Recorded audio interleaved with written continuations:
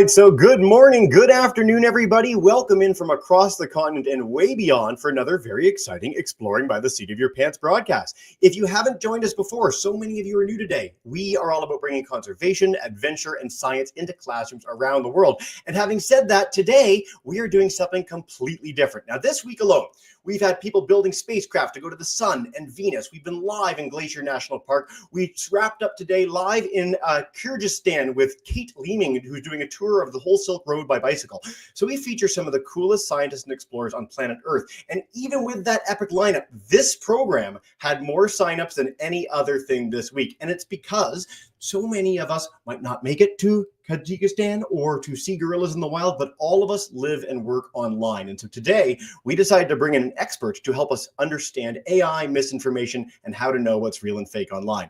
So a big welcome to Chelsea Humphries joining us at Memorial University in Newfoundland. Welcome to the broadcast for the first time ever. Hello, thank you for having me.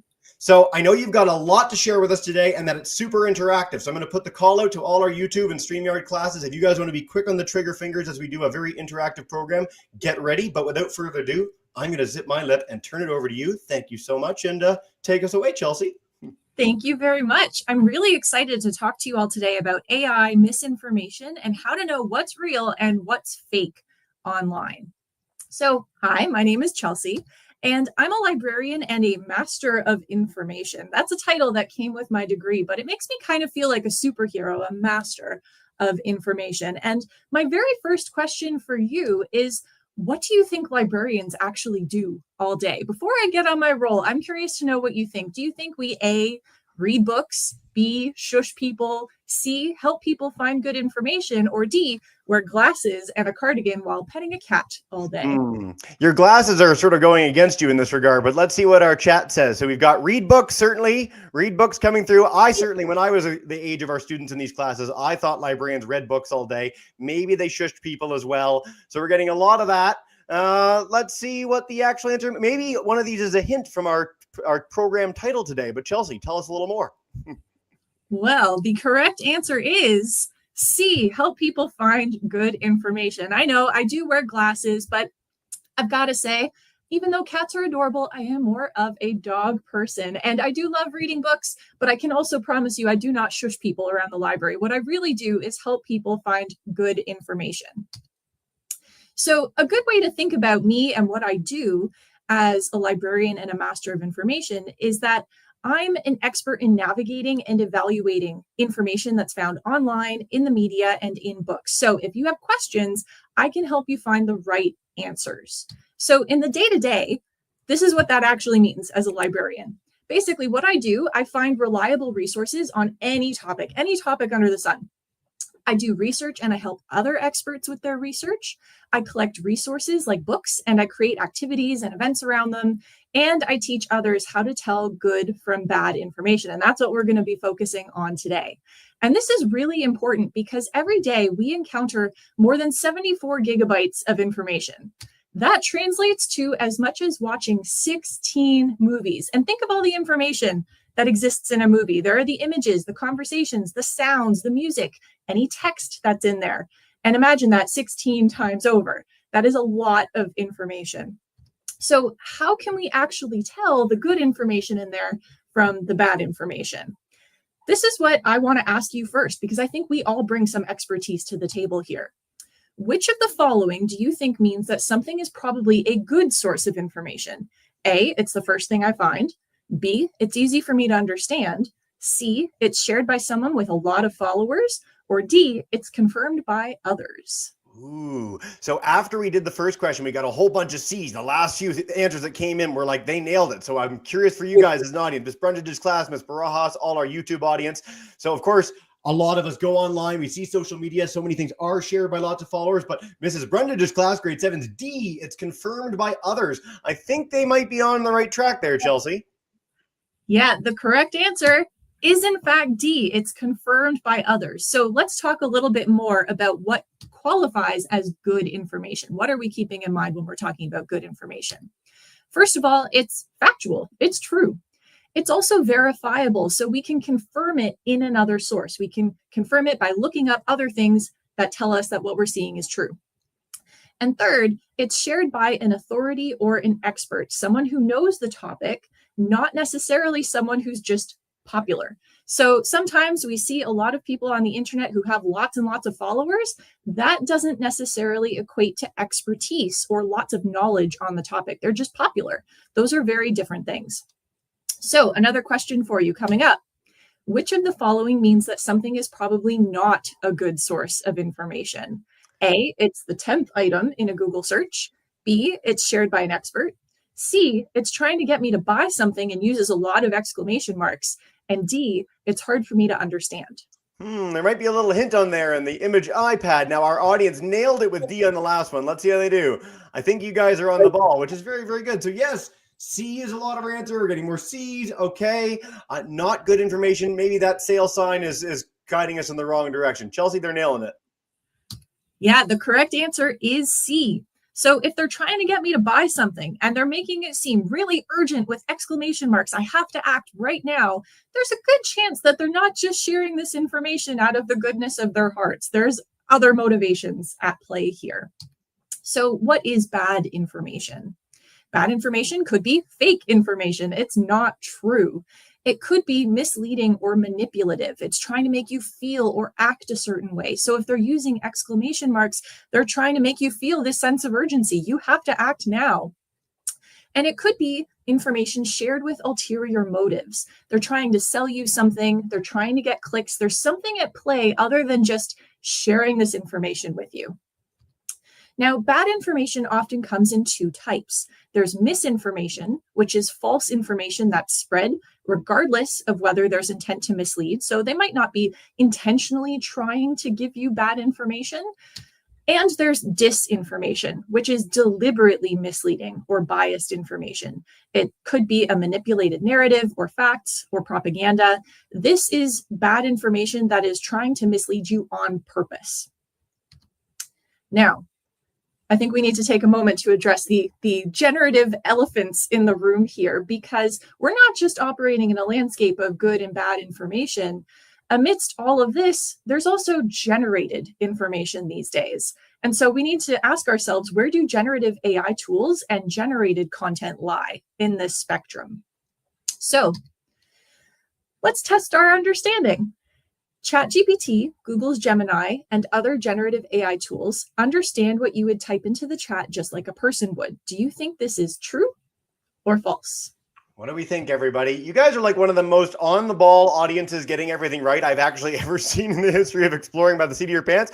So we'll see what we come up with for this. No, so false, yes. Okay, we got one true. We got a couple falses. Let's see. So a good mix, but false is winning. Okay, well, the correct answer is false. It does not understand what you type into the chat like a person would. So generative AI tools don't actually understand your prompt or their own answers.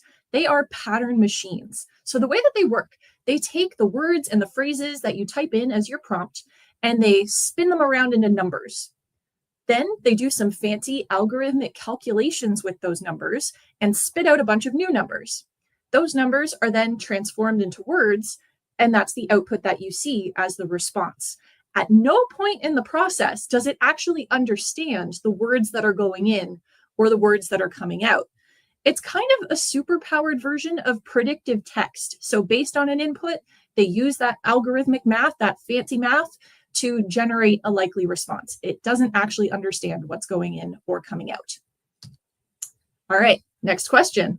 When you ask ChatGPT a question, its answers are always correct. Ooh, see, some of these questions, I know if I had come into this as a student, I would have gotten wrong. This one, I think I would have gotten right. And I think our audience is probably pretty good on this sort of thing. So false. Yep, false, lots of falses. People seem to know that ChatGPT answers can be a little misleading sometimes. Amazing. Yep. Correct answer here is false. I'm very impressed with everybody. This is awesome. So generative AI tools like ChatGPT often hallucinate. And that's the word used to explain they make things up. So because these tools don't understand what you're putting in and what it's putting out, they make mistakes. They hallucinate. So you might know when you try to send a text to a friend, some of those predictive text options that come up, they can be really silly. So a good example, if I'm texting my partner and I want to say, I love you, I might start typing in I love, and then out of nowhere, my phone might suggest to me tacos as the missing word. And yes, I love tacos, but that wasn't what I actually meant to say. And in the same way that predictive texts can be really silly, the responses generated by AI can also be very wrong. The only thing is they sound really, really confident when they are really, really wrong. So don't confuse confident phrasing for the truth. Remember, these tools don't understand what's going in and what's coming out. They have no commitment to truth. Okay, we've talked a lot about generated text. Now let's talk about some images. So true or false? Final question here. I only need to worry about generated text. Images and videos are always real. All right, and as usual, our early answers pouring in are false, false, false, false. Chelsea, I mean, we're really excited to learn from you, but this audience was like the most prepared team of all time, I think. This is very exciting. I know, this is marvelous, and I'm really glad. Like I said, I think we're all bringing some kind of expertise to the table here, and this is great. We're already quite skeptical of the things that are being generated by these generative AI tools. So this is false. We should also be worrying about images and videos because they're not always real. Like generated text, images can often look and feel convincing, even when they aren't real. And fake images can be trickier to spot than other kinds of misinformation and disinformation. So here are a few things that we might want to be looking for to identify some of this generated content. When we're looking at deepfakes and generated images, we should look for the following. And a deepfake, just so that everyone is on the same page here, is a really good generated image or video that's intentionally trying to mislead you into thinking that what's being depicted is real. So it often mimics a real person who's saying or doing something that they've never actually said or done. So when you're encountering images, you should be asking yourself, what do people's hands look like? Are there the correct number of fingers? Do they have like the right number of teeth? Do their teeth look kind of funny? Some of these details, generative AI is not really good at sorting out just yet. You should also look at jewelry, glasses, and facial hair. Does it look right or does it look kind of off? If someone is speaking, does the sound and speed of their speech match their facial movements? If it's generated, sometimes this is a little off. And are there shadows or reflections? Do they look natural in the environment? Again, generative AI is not perfect at this.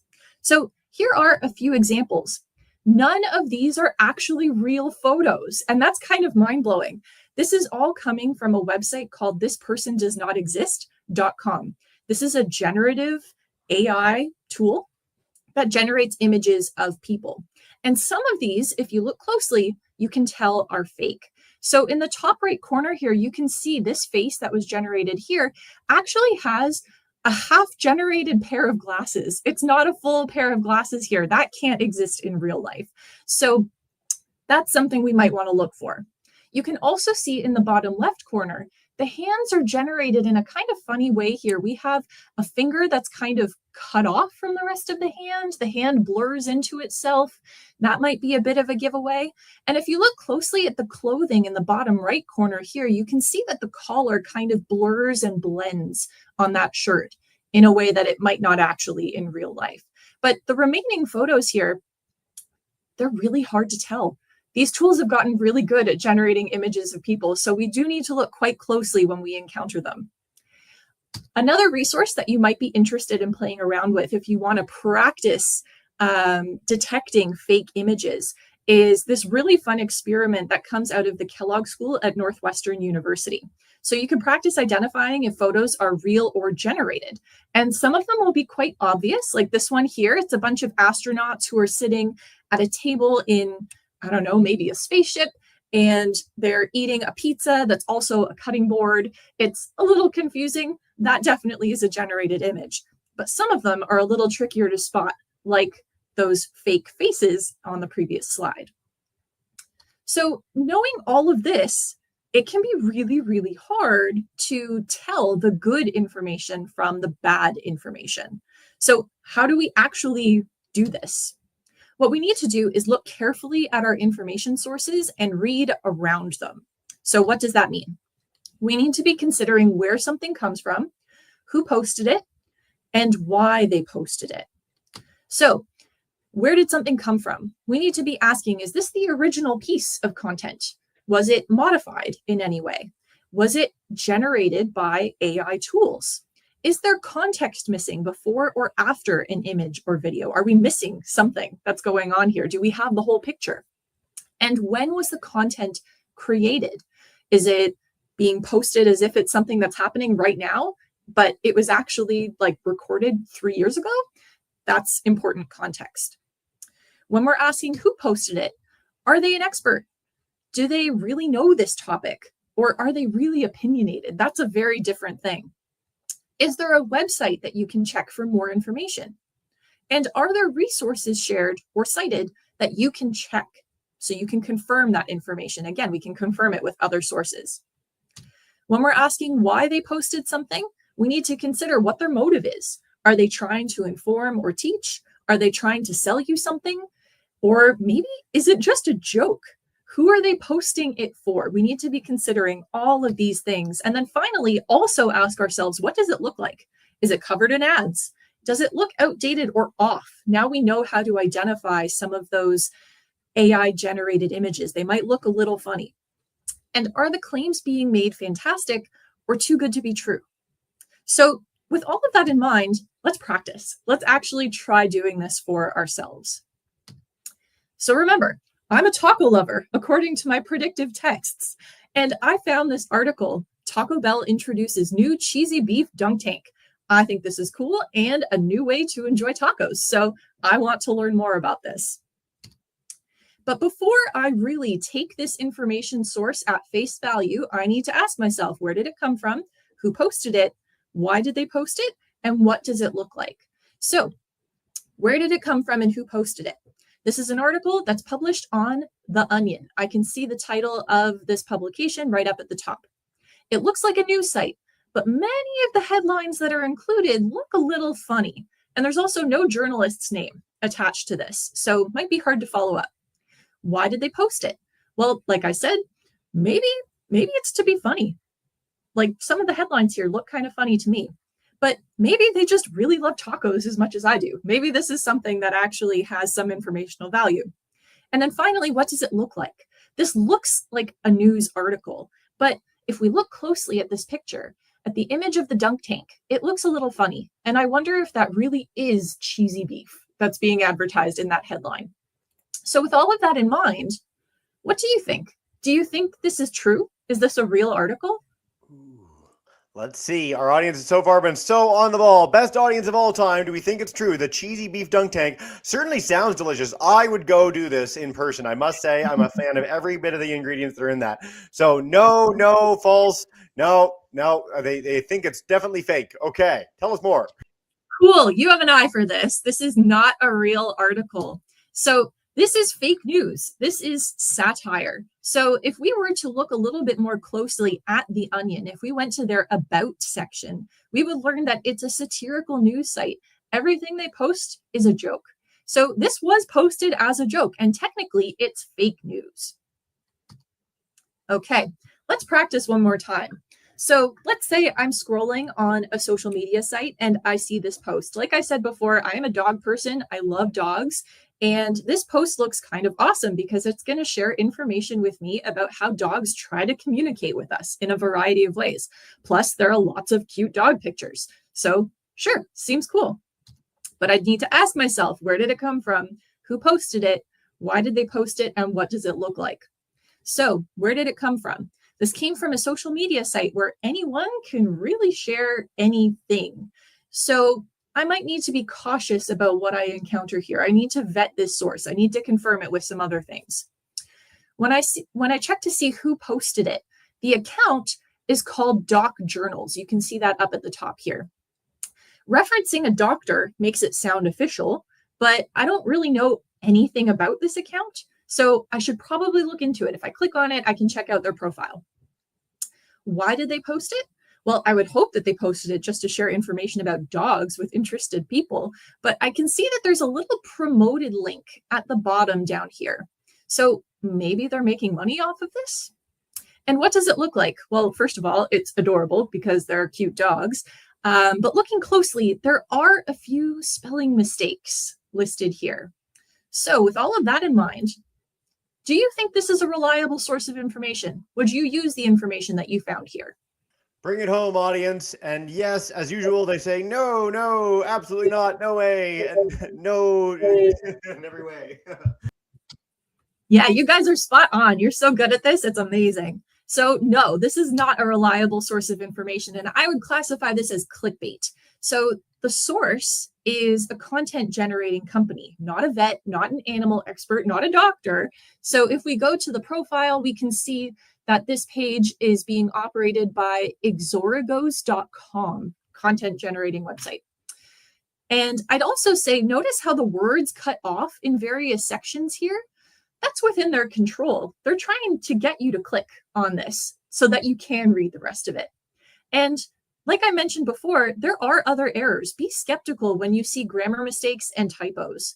And finally, this was a promoted tweet. Money was paid to push it to you. They're not just sharing this out of the goodness of their hearts. There are other motivations at play. So knowing how to read around sources in this way, and you're all really, really great at this, it seems kind of funny that bad information would still spread. It seems kind of obvious to us how to go about identifying it. So what would actually cause it to spread? One of those things is called confirmation bias. So we tend to more readily believe things that confirm what we already feel or believe to be true. So, for example, I love tacos so much, I'd share anything about them. If I saw an article that was advertising a cheesy beef dunk tank, yeah, absolutely. Sounds great. If I found an article that said that tacos were the best food on the planet, I'd absolutely believe it. Yeah, right?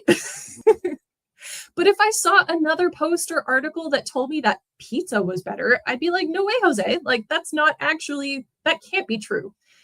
I'd be more reluctant to listen to it or to share it because it does not confirm what I already feel or believe to be true. So that confirmation bias can really influence what's being shared. Now, what can you actually do to help with this? Don't click share right away. There are some things that you should be thinking about before you actually share resources with others to make sure that you're not contributing to the spread of misinformation and disinformation. So we already know to ask of the post where it came from, who posted it, why they posted it, and what it looks like. But what we should also do is ask some things of ourselves. How does this make me feel? Disinformation often tries to spark an emotional response. So does something make you feel really excited, angry, or surprised? That can make you want to share something before you've really investigated it fully. You should also ask yourself, why am I choosing to engage with this? Is it just confirming what you already think to be true? We should challenge our thinking to avoid confirmation bias. And we should also check to see, are there other reliable sources I can check to verify this information? By thinking about what you see online before you share it, you can be an information superhero, like a master of information, and fight misinformation and disinformation too. So once again, let's practice. So I saw this video on TikTok the other day, and the title got me really, really excited. Did this guy really find dinosaurs? It looks like there are little long-necked dinosaurs in the background here. Like, that seems pretty cool. So I already know I have to ask myself questions around the post, but I also have to ask some questions that investigate my own feelings as I engage with this resource. So how does it make me feel? Why am I choosing to engage with it? And are there other reliable sources I can check to verify this information? So let's dive in. Where did it come from? It came from TikTok.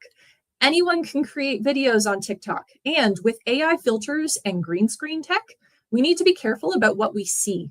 So this footage looks real. Watching the video, it doesn't look like it was generated. It doesn't look like it was edited beyond just the green screen overlay of the guy on top of the animal videos. Who posted it?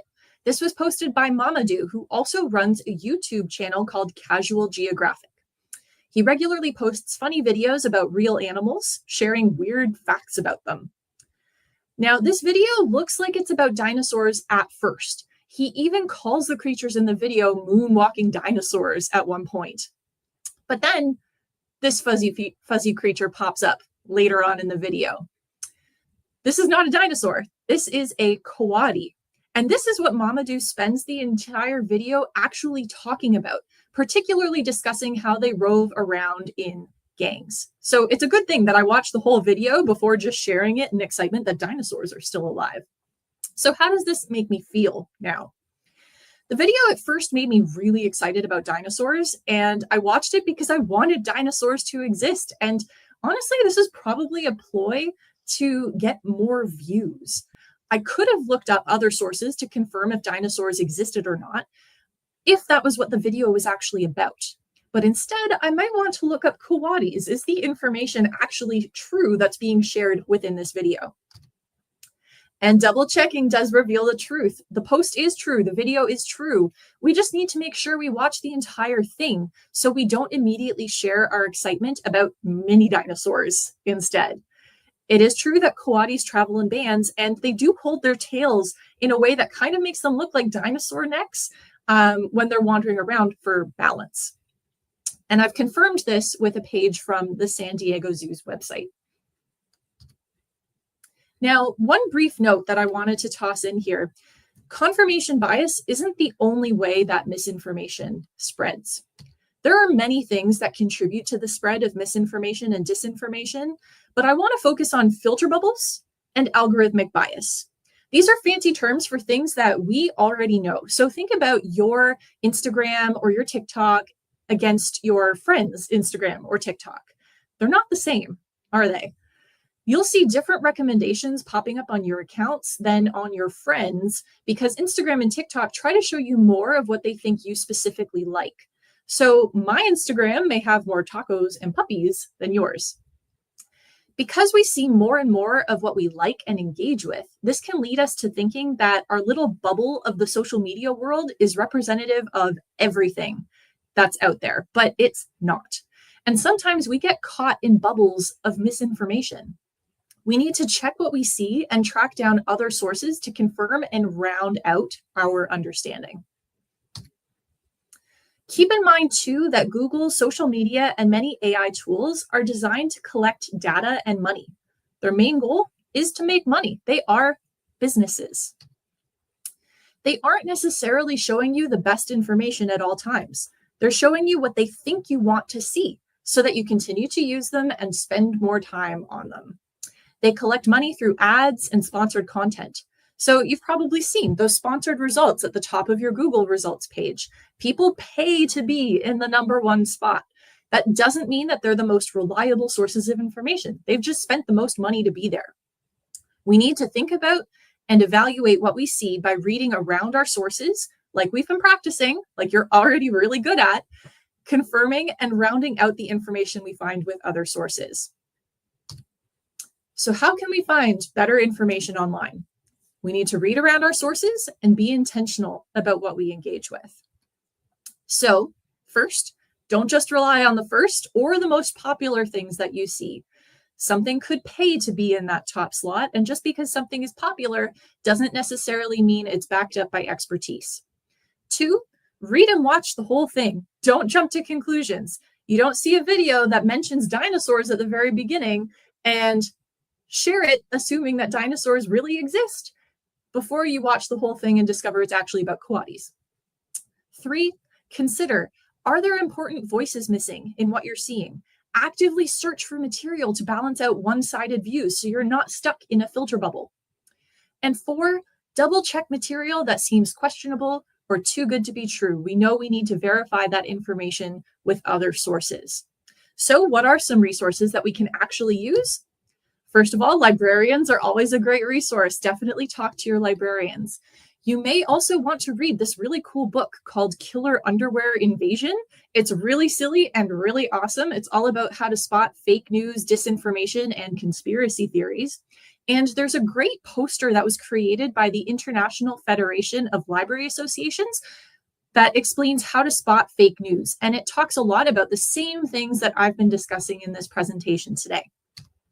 There are also some really great fact-checking websites that exist out on the web, and I would encourage you, if you see something and you're not sure if it's real, maybe search for it in one of these websites to confirm if it is real or not. Overall, what I want to leave you with is that this is a really great time for information. It's never been easier to find and share information, and we can really learn anything, anywhere, anytime right now, just like you're doing with exploring by the seat of your pants. We just need to be smart about how we're reading and sharing this information. We need to take a little bit of extra time before we share, and then we'll all be well on our ways to being information superheroes. That's it for me. Thank you very much. I'm excited to chat with you. Awesome. Thank you very much, Chelsea, for such a deep dive. And I think, again, our audience were really on the ball. You highlighted Casual Geographic, which is an amazing channel for everyone to check out too, by the way, and some extra cool resources to keep the learning going. So we're going to share all those with all our YouTube and registered classes. So if you're keen to learn more, there's lots to explore and discover. I can attest to Killer Underwear Invasion 2. It is like the best misinformation book ever written. Even though it's meant for audiences your age, adults could learn and love it too. It's very cool. So we're going to dive in with Q&A now. YouTubers, if you want to share in the chat, let anything you want to know. We got 15 minutes together. Ms. Barajas, we're going to come to you in a minute, but Mrs. Brundage's class joining us in Ottawa, you guys had a great question in the chat, and I'd love to come to you live to share it because it's a really good place to start off our discussion. So if you want to flick on your microphone, I can bring you in our capital to share that query, and if you've got more for us, we'll come back or another round in a minute. Hey, guys. Hi. Hi. What do you guys think of Wikipedia? Yes, great question. Yeah, that is an awesome question. So Wikipedia can be a really great starting place for your research, but maybe not the best ending place for your research. So what I mean by that, Wikipedia is a really great resource. I think we all use Wikipedia. If I have a quick question, I have a debate with a friend, it's a really easy way for me to get a quick answer. But anyone can share anything to Wikipedia. There is no requirement that someone be an expert to actually share things on Wikipedia, and it can be edited, updated by anyone. So controversial topics that exist out in the world these days, those pages might be edited every single day by different people with competing opinions and competing ideas. So it can be a great way to get an introduction to a topic and get a sense of what's going on in the world, but it might not be the last place we should look for information, as in it's not the only place that we look for information. So one of the ways I like to use Wikipedia is I read through the page, I get a good sense of what they're sharing, but then I scroll down to the bottom where there are a whole bunch of links and other sources that are associated with that topic. You can then take a look at those links and confirm what you're seeing against other sources. That way you can verify the information that you're finding. So again, it can be a really great place to start your research, get some ideas, maybe get some resources around a particular topic, but it shouldn't be the only thing that you're considering when you're looking at information. Very cool. When I was the age of our students in these classes, we did not have Wikipedia, it did not exist. And then it came about when we were young, and it's one of the great tools out there. We've actually had explorers and scientists in the middle of our broadcast that have been asked questions that they didn't know the answer to, that have used Wikipedia to help them. So quite often it's a great resource, but that is some fantastic advice. Thank you, Chelsea. All right, we're going to head to California, Ms. Barajas' class. Do you have a question for our Master of Information? Come on in. Hey. For how much years have you worked at the library? Ooh, great question. So at the library that I'm currently at the Grenfell campus of Memorial University, I've been here for almost 3 years now, but I've been a librarian since 2020. So I've been a librarian for about 5 years. I'm going to follow up on this really briefly because I think for a lot of our students, when I was a kid, certainly I had a very different idea of what librarians actually did, how they got the role. How long were you in school to become a librarian, Chelsea? Ooh, that's also a really good question. So I went to university. I did my undergraduate degree at university. And then to be a librarian, you actually have to do a master's degree. So that's where the title Master of Information comes from. That was the degree that I had to do to be a librarian. And that degree took another 2 years. So I was in school for quite some time to be able to be a librarian.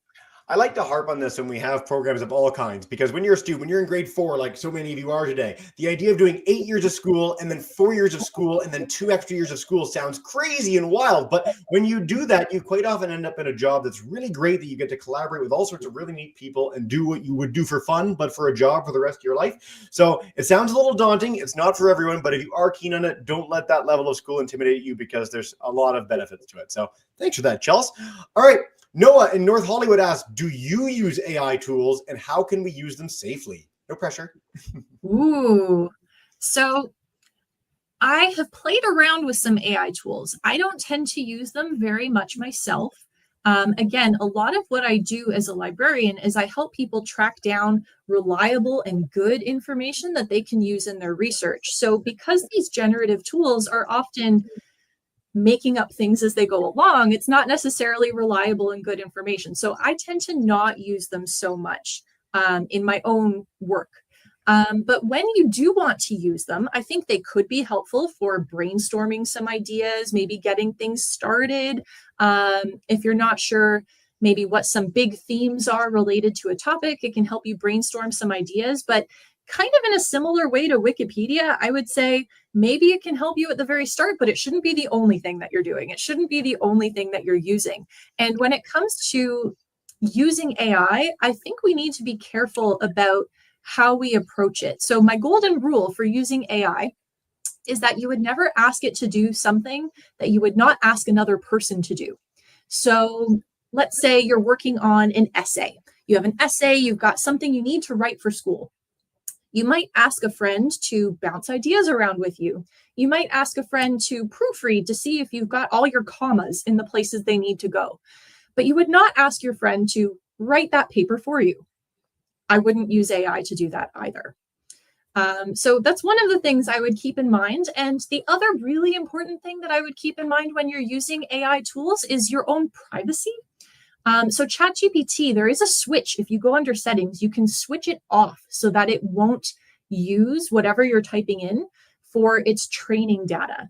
So otherwise, anything you type into ChatGPT and that ChatGPT spits out, it can keep that information and it can use it to continue training that tool in the future. So if you want to protect maybe your private information, either don't share it in ChatGPT right away, like maybe that's not the best idea, or at least lock down the privacy settings. That goes for AI tools, that goes for social media, that goes for anything that you're doing online. Yep. What a great bit of advice. Thank you so much for that, Chels. All right, we're going to go back to our live classes. We're going to take some more from YouTube. Time flies and you're having fun, so we are nearing the end of the broadcast. But let's see Mrs. Brenda's class. If you guys want to come back in, unmute that mic and take us away. Hey, guys. What library do you work at, and where did you go to university? Nice. Cool. So I currently work at a library called the Ferris Hodgett Library at the Grenfell campus of Memorial University. So I'm in Corner Brook, Newfoundland, and I'm at the university in town. So I'm in a university library. So I work with a lot of university students, a lot of university professors, and I teach a lot of classes. So some of the stuff that I taught you guys today, you've got a head start. I teach some of this stuff to university students. So you're ahead of the game. Where I went to university, I did my undergraduate degree at the University of Toronto. So I'm originally from Toronto, from Ontario. And then I did some of my studies at Queen's University in Kingston, Ontario. And then for my library school degree, my Master of Information degree, I did that back at the University of Toronto as well. Fantastic. Thanks, Chels. Some of my very favorite YouTube questions we've ever got in our history have just popped up. So we're going to share those in a second. But Miss Baraja's class, come on in and take us away. Hey, guys. What is the most fakest thing that you saw, what's the most realist thing that you saw but was fake on the internet? Yeah. Ooh. No pressure. Okay, there's one really funny example that I've seen come up many, many times. So anytime there's a big storm that's being reported in the news and there's big flooding that's being shared everywhere, there's often a video or a photo that pops up of a shark swimming along a street. And they're like, oh my gosh, the flooding is so intense. There are sharks in the streets. This happens every time. But that's not actually true. And that's not actually the case. And I can't even remember if it's a real image or not anymore. But it comes up every single time as if this is a brand new event. This is current news, and it's not. So things like that, kind of unbelievable things that you're seeing, you should always be double checking that. That one I've seen many times over. I like the faces. I got to say, when you shared this presentation with me in advance, the idea that there are faces that look like a real person that are not a real person is mind-blowing that the technology is there. So again, you've learned a lot of the skills today. Use those skills when you navigate with things online, and it'll help you make the right decisions, especially if you're sharing things. Chelsea, we're going to do a rapid fire round because I'd love to get 3 questions in. Okay. Peyton in North Hollywood wants to know, could you be AI? Prove it. I can show you my hands. I only have 5 fingers on each hand. They're clearly defined. You can see my teeth, the reflections in my glasses of the ring light. I am not AI. Okay. Well, we'll come back to that later. We'll find out. We'll prove it to the classes after the fact. We've got from Ms. Phillips, how does AI generate images in the short version of this answer? Okay, short version of this answer. When you have an image online, there's a lot of metadata around that image. So it's a lot of text behind the scenes that you can't see that's saying, if this is a picture of a dog, it'll say behind the scenes, this is a dog. So in the training data that these generative tools have, they have many different images with this background text telling it, this is a dog, this is a dog, this is a dog. And it becomes really familiar with that. So it can take all this background information to generate an image of a dog. That's the short of it. That's a great answer. And then I love this question because we're getting into the weeds here from Christina. She wants to know, does the Grammarly website count as AI or is it a more reliable source? Ooh, that is such a good question. And that's one that honestly, university students have these days too. So it depends. It depends on how you're using it. So Grammarly can check your spelling and your grammar, and it does a really good job of doing that. And that's kind of what Microsoft Word does too. And I've got to say, Microsoft Word has been doing it for a long time. I still think they're one of the best. But Grammarly has recently started to share some generative tools. So if you're using it to generate sentences or rewrite sentences or offer suggestions for what your paragraphs could look like, then it would be considered generative AI. And I think most of Grammarly's tools were really developed initially for the business world, not for education, because it's really important when we are writing and working on our assignments and things to spend the time thinking about how we want to phrase things ourselves. That really builds our capacity for critical thinking. And we don't want to be outsourcing that to a bunch of tools like Grammarly and other generative AI things. So some of it counts as generative AI, but not all of it, if that answers the question. It's a beautiful answer. Thank you so much, Chelsea. And we're going to end with a question from Mrs. Brundage's class. I'm going to share it from the chat because we've got limited time, but it's the first time we've ever had a librarian on. And so the question was, what is your favorite book? Tell us more. No pressure. You're going to ask a librarian her favorite book? That's almost impossible to answer. Come on. I will say one of my favorite books is Jane Eyre by Charlotte Bronte. It was written in the 1800s, so it's a really old book, but I've got to say there's so much drama in there. It's really, really fun to read. It's really intense. There's lots of super dramatic stuff that happens. I highly recommend it one day if you're ever interested. But like I said, it's hard to choose one favorite book, especially as a librarian. So I don't know. You ask me tomorrow, I might have a different answer. There's a spooky person that lives in the attic in Jane Eyre and a house burns down. It's like a crazy book. I know it sounds old, but there's some crazy stuff going on there. Spoilers.